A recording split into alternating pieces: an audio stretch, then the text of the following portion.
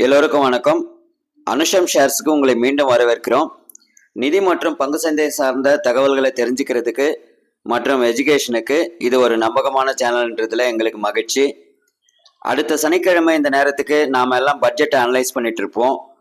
ஆனால் மார்க்கெட் அதை பேஸ் பண்ணி திங்கக்கிழமை நமக்கெல்லாம் என்ன சர்ப்ரைஸ் கொடுக்க போகுதுன்னு தெரிஞ்சுக்கிறதுல நானும் ஆவலாக இருக்கேன். ஒரு ஃபேஸ்புக் குரூப்பில் திங்கக்கிழமை பிளட் பாத் கன்ஃபார்ம் அப்படின்னு போட்டிருந்தாங்க. ஏன்னு கடைசி வரைக்கும் சொல்லவே இல்லை. அப்புறம் இந்த ட்விட்டரில், அதாவது எக்ஸில் ஒருத்தர் திங்கட்கிழமை பட்ஜெட் ரேலி வருது அப்படின்னு சொல்லிட்டு இருக்காரு. ஆக்சுவலாக பார்த்தீங்கன்னா மிட் கேப் ஸ்மால் கேப்லாம் இப்போ தான் கரெக்ஷன் ஆகவே ஆரம்பிச்சிருக்கு. இதெல்லாம் ஒரு பக்கம் இருக்கட்டும், ட்ரேடிங் பண்ணுறவங்க இப்படி தான் இருப்பாங்க. ஆனால் இன்வெஸ்டராக நாம் இப்போ என்ன பண்ணலான்றதை பற்றி இந்த வீடியோவில் பார்க்கலாம் வாங்க. வீடியோக்குள்ளே போகிறதுக்கு முன்னாடி ஒரு டிஸ்க்ளைமர். நான் செபி ரிஜிஸ்டர்டு அட்வைசர் கிடையாது. இந்த வீடியோ முழுக்க எஜுகேஷனல் அண்ட் இன்ஃபர்மேஷனல் பர்பஸுக்கு தான். முதலீட்டு முடிவுகளை எடுக்கிறதுக்கு முன்னாடி உங்களோட ஃபைனான்ஷியல் அட்வைசரை கன்சல்ட் பண்ணுங்கள். அனுஷம் ஷேர்ஸ் எந்த விதத்துலேயும் உங்கள் லாபத்துக்கோ இல்லை நஷ்டத்துக்கோ பொறுப்பாகாது. சந்தை எப்பவும் சில செய்திகளை எதிர்பார்த்து அதுக்கேற்ற மாதிரி ரியாக்ட் பண்ணும். கீழே இருக்கிற சந்தை மேலே போகிறதும், மேலே இருக்கிற சந்தை கீழே வர்றதும் இது போன்ற செய்திகளால் தான். Buy the rumour sell the news அப்படின்னு சொல்லுவாங்க. ஒரு பங்கு தடாலடியாக ஏறுறதுக்கு அதை பற்றின வதந்திங்க காரணமாக இருக்கும். அந்த வதந்தி உண்மைன்னு நியூஸ் வரும்போது அதனோட விலை குறைய ஆரம்பிச்சிருக்கும். ஏன்னா அது ஏற்கனவே ஏறிட்டதுனால அது இந்த வீழ்ச்சியை அடையுது. அதுபோல தான் நமக்கு இப்போ இருக்கிற முக்கியமான விஷயம் இந்த பட்ஜெட்டு. இது வரும் பிப்ரவரி மாதம் 1ஆம் தேதி வெளியாக போகுது. அன்னைக்கு சனிக்கிழமையாக இருந்தாலும் ஷேர் மார்க்கெட் இருக்குன்னு ஏற்கனவே சர்க்குலர் வந்திருக்கு. இப்போ அந்த பட்ஜெட்டில் எல்லாரும் எதிர்பார்க்கறது என்னன்னா வரி சலுகைகள், அதுக்கப்புறம் வளர்ச்சி திட்டங்கள். கடந்த அக்டோபர்ல இருந்து இன்னைய தேதி வரைக்கும் செல் பண்ணிட்டு இருக்கிற எஃப்ஐஐக்கு இந்த பட்ஜெட்டில் வரி சலுகைகள் ஏதாவது அறிவிச்சாங்கன்னா அப்புறம் சொல்லவே வேண்டியதில்லை, மார்க்கெட்டில் தீபாவளி தான். சரி, இப்போ நாம் பட்ஜெட்டோட சாதக பாதகங்களை வச்சு நல்ல வளர்ச்சி தரக்கூடிய பங்குகளை வெவ்வேறு கேட்டகரியிலிருந்து பார்க்கலாம் வாங்க. நீங்கள் இப்போ பார்த்துட்டு இருக்கிற மாதிரி large cap, mid cap, small cap மற்றும் டைவர்சிஃபைடுன்னு இந்த 4 கேட்டகரியில இருந்து பங்குகளை எடுத்திருக்கேன். அதை பற்றி இப்போ பார்க்கலாம். லார்ஜ் கேப்ஸில் ரிலையன்ஸ், ஹெச்டிஎஃப்சி பேங்க், டிசிஎஸ், எல்என்டி இது 4 எடுத்திருக்கேன். மிட் கேப்ஸில் பார்த்தீங்கன்னா PI industries, CG power and industrial solutions, Jubilant FoodWorks, Max health care இது வருது. ஸ்மால் கேப்ஸில் கேபிஐடி டெக்னாலஜிஸ், அப்புறம் தீபக் ஃபெர்டிலைசர்ஸ், சுப்ரஜித் இன்ஜினியரிங், கிராவிட்டா இந்தியா இதெல்லாம் ஸ்மால் கேப்பில் வருது. டைவர்சிஃபைடு செக்டார்ஸில் டிக்ஸான் டெக்னாலஜிஸ், வாடெக், வாபேக், டாடா பவர் இதெல்லாம் டைவர்சிஃபைடு செக்டாரில் எடுத்திருக்கேன். இப்போ இந்த நிறுவனங்களை பற்றி ஒரு சின்ன அவுட்லைன் பார்த்துடலாம். முதல்ல ரிலையன்ஸ்.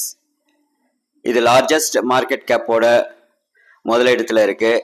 இவங்களோட பிஸ்னஸ் மல்டி கேட்டகரியில் பண்ணிகிட்ருக்காங்க. டெலிகாம், ரீட்டைல், பெட்ரோகெமிக்கல், இப்போது சமீபத்தில் ஜியோ ஃபைனான்ஷியல் அப்படின்னு ஃபைனான்ஸ் செக்டரில் இவங்களோட பிஸ்னஸ் தடம் பதிச்சிருக்கு. இப்போ இவங்க க்ரீன் எனர்ஜியை யூஸ் பண்ணி பவர் ஜென்ரேஷன், அதாவது ஹைட்ரஜன், ரெனியூவபிள் பவர், சோலார் மூலமாக உற்பத்தி பண்ணி அதை பெரிய அளவில் ஸ்டோரேஜ் பண்ணி டிஸ்ட்ரிபியூட் பண்ணுறதுக்கான விஷயங்களை பண்ணிட்டு வர்றாங்க. அடுத்தது ஹெச்டிஎஃப்சி பேங்க். இவங்க ப்ரைவேட் செக்டர் பேங்க்கில் லார்ஜஸ்ட் மார்க்கெட் கேப்போட முதலிடத்தில் இருக்காங்க. தொடர்ச்சியாக ஈரானியர் லாபம் ஈட்டும் வங்கியாக இருக்குது. இப்போ இவங்களோட ரீட்டைல் லோனும் வளர்ச்சி அடைஞ்சிருக்கு. அதாவது லோன் கொடுக்குற அந்த சதவீதம் வளர்ச்சி அடைஞ்சிருக்கு. இப்போ சமீபத்தில் ஹெச்டிஎஃப்சி லிமிட்டடோட மெர்ஜ் ஆகியிருக்காங்க. அடுத்ததாக டாடா கன்சல்டன்சி சர்வீசஸ், டிசிஎஸ்ன்னு சொல்கிறோமே அதுதான். இந்தியாவோட மிகப்பெரிய ஐடி நிறுவனம், குளோபல் லீடராகவும் இருக்காங்க. இவங்களுக்கு சாஃப்ட்வேர் ஏற்றுமதி மூலமாக நல்ல ரெவென்யூ வருது, நல்ல டிவிடெண்ட் கொடுத்துட்ருக்காங்க. அதே நேரத்தில் இந்த நிறுவனம் சீரான வளர்ச்சி பாதையில் போயிட்டுருக்கு. இப்போ இவங்க ஏஐ சம்பந்தமான ஆராய்ச்சிக்கு நிறைய முதலீடு பண்ணிட்டு இருக்காங்க. இது தவிர ஆட்டோமேஷன் மற்றும் கிளவுட் கம்ப்யூட்டிங்லேயும் இவங்களோட பங்களிப்பு ஆரம்பிச்சிருக்கு. அடுத்ததா எல்என்டி. இது ஒரு மிகப்பெரிய கட்டுமான நிறுவனம். இன்ஜினியரிங் அண்ட் இன்ஃப்ராஸ்ட்ரக்சர் பிளேயராக இருக்காங்க. Heavy infra, defence, power and hydro carbon இவங்களோட கோர் ஏரியாஸாக இருக்குது. இப்போ கிரீன் ஹைட்ரஜன், ரெனியூபிள் எனர்ஜிலையும் கால் பதிச்சிருக்காங்க. அடுத்ததாக வந்து மிட்கேப் பற்றி பார்க்கலாம். முதல்ல பிஏ இண்டஸ்ட்ரீஸ். இவங்க ஆக்ரோ கெமிக்கல்ஸ் ஸ்பேஸில் இவங்க ஒரு லீடிங் பிளேயராக இருக்காங்க. இவங்க கிட்ட ஸ்ட்ராங் ஆர்என்டி கேப்பபிலிட்டிஸ் இருக்குது. எக்ஸ்போர்ட்லாம் நல்ல விதத்தில் பண்ணிட்டு இருக்காங்க. விவசாயத்துக்கான தீர்வுகளை அதனோட தேவைகள் அதிகமாயிட்டு வர்றதுனால இது இவங்களுக்கு ஒரு வாய்ப்பாக இருக்குது. இப்போ ஸ்பெஷாலிட்டி கெமிக்கல்ஸ்லையும் எக்ஸ்பாண்ட் பண்ணிட்டு வராங்க. அடுத்தது சிஜி பவர். முருகப்பா குரூப் இதை 2020 அக்வயர் பண்ணாங்க.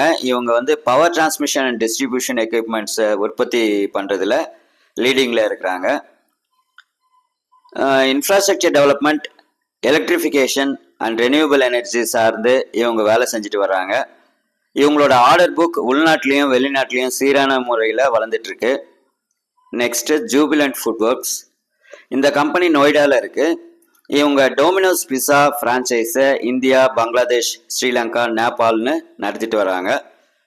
இவங்க டெக்னாலஜியை உபயோகித்து குயிக் டெலிவரி பண்ணுறதுல நல்ல கஸ்டமர் சாட்டிஸ்ஃபேக்ஷன் கிடைக்குது. அதே நேரத்தில் புது புது விஷயங்களை அறிமுகப்படுத்திட்டு வர்றாங்க. ஆன்லைன் டெலிவரி பிளாட்ஃபார்ம்லையும் வளர்ந்துட்டு வர்றாங்க. அடுத்தது மேக்ஸ் ஹெல்த் கேர். இவங்க இந்தியாவில் இருக்கக்கூடிய லீடிங் ப்ரைவேட் ஹாஸ்பிட்டல் செயின். இவங்களோட ஹாஸ்பிட்டலில் பல்வேறு விதமான சிகிச்சைகளுக்கு பெயர் போனது. கேன்சர், கார்டியாக் சயின்சஸ், ஆர்த்தோன்னு இவங்களோட அந்த ஸ்பெஷாலிட்டிஸை சொல்லலாம். இப்போ ஹோம் மெடிக்கல் சர்வீஸும் கொடுத்துட்ருக்காங்க. இவங்களோட ஹாஸ்பிட்டல் கேப்பபிலிட்டிஸை இன்னும் எக்ஸ்பேண்ட் பண்ணுறது இவங்களோட பலமாக இருக்குது. அடுத்ததாக ஸ்மால் கேப். இதில் முதல்ல வர்றது KPIT technologies.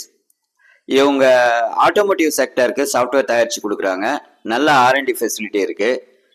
Global original equipment manufacturer, ஓஇஎம்னு சொல்லக்கூடிய ஒரிஜினல் எக்யூப்மெண்ட் மேனுஃபேக்சரர்ஸோட பார்ட்னர்ஷிப் வச்சுருக்காங்க. இப்போ ஏஐ உபயோகப்படுத்துகிற மாதிரி ஆட்டோமேஷன் சாஃப்ட்வேர் தயாரிக்க ஆரம்பிச்சிருக்காங்க. இவி ஸ்பேஸ்லையும் நிறைய சாஃப்ட்வேர் ஆர்டர் கையில் வச்சுருக்காங்க. அடுத்ததாக தீபக் ஃபெர்டிலைசர். இவங்க இண்டஸ்ட்ரியல் கெமிக்கல்ஸ் உற்பத்தியில் முன்னணியில் இருக்காங்க. அதே நேரத்தில் விவசாயம் மற்றும் சுரங்கத்துறையிலையும் இருக்காங்க. இப்போ நைட்ரோ பாஸ்பேட் உபயோகித்து ஃபெர்டிலைசர் தயாரிக்க ஃபோக்கஸ் பண்ணிட்டு இருக்காங்க.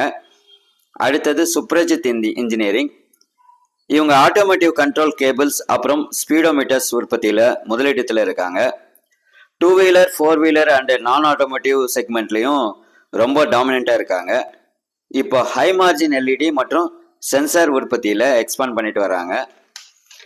கடைசியாக ஸ்மால் கேப்பில் நம்ம பார்க்க போகிறது கிராவிட்டா இந்தியா.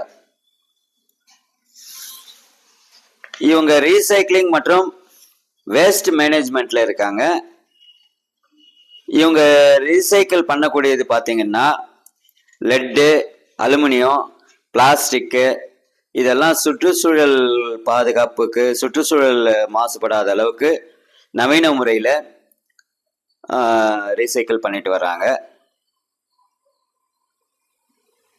இவங்க ஏற்றுமதி மூலமாகவும் இவங்களுக்கு வருமானம் வருது. இப்போ இவி அதிகமாயிட்டு வர்றதுனால லித்தியம் பேட்டரி ரீசைக்ளிங்கையும் இவங்க அந்த செக்மெண்ட்லேயும் லித்தியம் பேட்டரிஸை ரீசைக்கிள் பண்ணுறதுக்கான எக்ஸ்பான்ஷன் பண்ணிட்டு வராங்க. அடுத்ததாக டிக்ஸான் டெக்னாலஜிஸ். இவங்க ஒரு லார்ஜஸ்ட் இஎம்எஸ் ப்ரொவைடர். இவங்க consumer electronics, smart phones, home appliances உற்பத்தி பண்ணிட்டு இருக்காங்க. இப்போ மொபைல் அண்ட் ஐடி ஹார்ட்வேர் மேனுஃபேக்சரிங்லேயும் இப்போது இவங்க எக்ஸ்பேண்ட் பண்ணிட்டு வராங்க. அடுத்தது வாட்டெக் வாபெக். இவங்க வந்து வாட்டர் ட்ரீட்மெண்ட் பிளான்ட்ஸ் அதை டிசைன் பண்ணுறது, பில்ட் பண்ணுறது, அதை மெயின்டைன் பண்ணுறது, அந்த மாதிரி செக்மெண்ட்டில் இருக்காங்க. இவங்க ஒரு குளோபல் பிளேயர். காம்ப்ளெக்ஸ் வாட்டர் ப்ராஜெக்ட்ஸை இவங்க செயல்படுத்துறதுல ரொம்ப திறமையானவங்க. இவங்களோட ஆப்ரேஷன்ஸ் கிட்டத்தட்ட 30 கண்ட்ரியில் இருக்குது.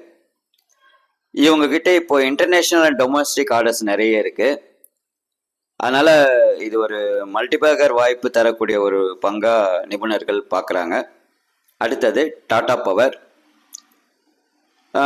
இது இந்தியாவோட லார்ஜஸ்ட் இன்டகிரேட்டட் பவர் கம்பெனி. இப்போ இவங்க renewable energy transmission and EV இன்ஃப்ராஸ்ட்ரக்சரில் ஃபோக்கஸ் பண்ணிட்டு வராங்க.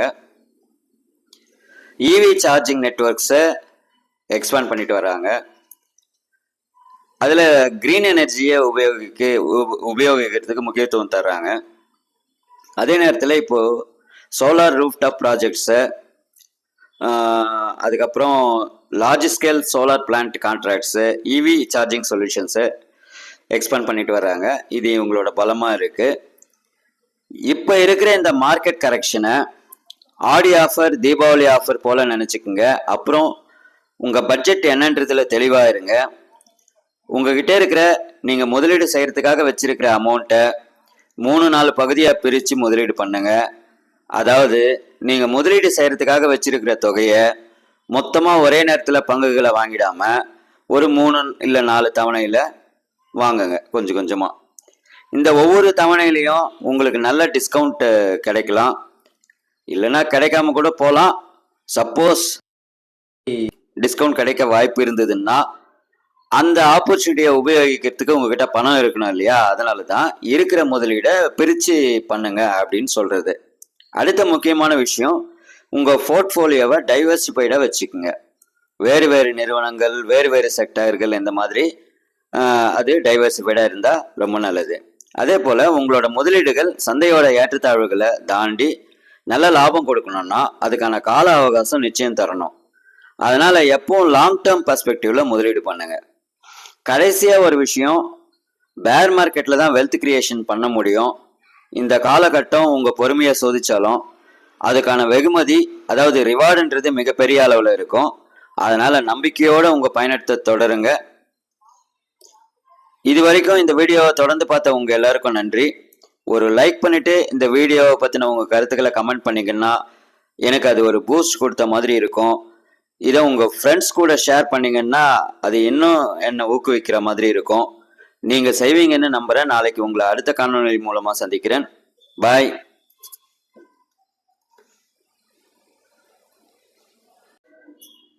எல்லோருக்கும் வணக்கம். அனுஷம் ஷேர்ஸுக்கு உங்களை மீண்டும் வரவேற்கிறோம்.